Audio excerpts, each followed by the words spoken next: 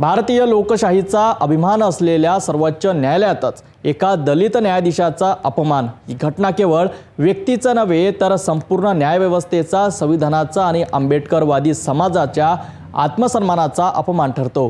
ब्राह्मणवादी मनोवादी मानसिकतेच्या माथेफिरू वकिलाने न्यायालयात केलेल्या लाजिरवाण्या प्रकाराने लोकशाहीला काळिमा फासली आहे।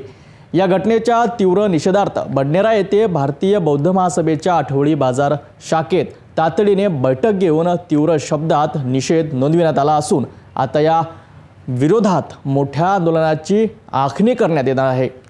झालेल्या घटनेचा सर्वोच्च न्यायालयात झालेल्या घटनेचा भारतीय संविधानाचा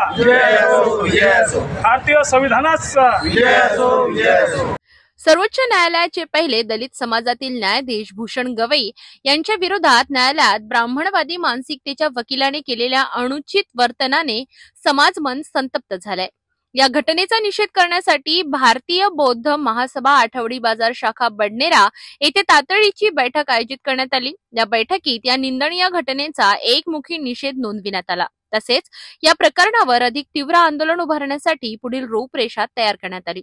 बैठकीत बोलताना सभाध्यक्ष मच्छिंद्र भटकर, सचिव दरिया गायकवाड तसेच विश्वरत्न डॉक्टर बाबासाहेब आंबेडकर स्मारक समितीचे अध्यक्ष मनोज गजबिये आणि सचिव सिद्धार्थ बनसोड यांनी मनोवादी विचारसरणी विरोधात संताप व्यक्त केला। त्यांनी स्पष्ट सांगितले की दलित समाजातील कोणताही व्यक्ती उच्च पदावर पोहोचला की सनातनी प्रवृत्ती त्याला सहन करत नाही, मात्र आता हा अपमान आम्ही सहन करणार नाही। मला एकच म्हणायचं आहे की सर्वोच्च न्यायालय हे संविधानाने दिलेलं एक सर्वोच्च पद आहे, देशाचं न्यायिक पद आहे। सर्वोच्च न्याय जो मिळतो तिथूनच मिळतो आणि त्या पदावर सर्वोच्च पदावर असे भूषण गवई जे आपल्या दलित समाजात मिळतात ते पदस्थ आहेत, तिथं पदारूढ आहेत।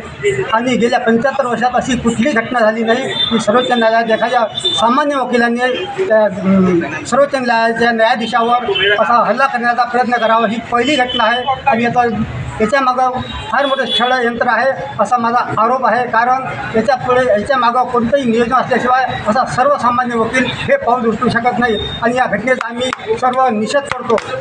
निषेध करताना मला एक या जातीवाद्यांना एक आव्हान करायचं आहे की याच्यापुढे जर अशी घटना घडली तर जो कोणी वकील असो, डॉक्टर असो किंवा कोणतं उच्च पदस्थ असो, दलित समाजावर उच्च पदस्थावर असलेल्या अशा अधिकाऱ्यावर जर असा अन्याय होत असेल तर आम्ही त्याला जागेवर खेचून काढू एवढं सांगतो। आणि हे आव्हान सर्वांनी स्वीकारावं असं त्यांना आवाहन करतो। जय भीम, जय संविधान, नमो बुद्धाय।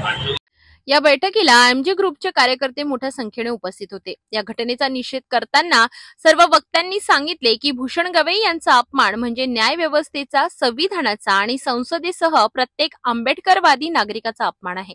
आता बडनेरा शहरात या घटनेचे पडसाद कसे उमटतात आणि या निषेधाचे रूप आंदोलनात कसे परिवर्तित होते हे पाहणे महत्त्वाचे राहील। संविधानावर खाला घालणाऱ्यांना आम्ही कदापि सोडणार नाही।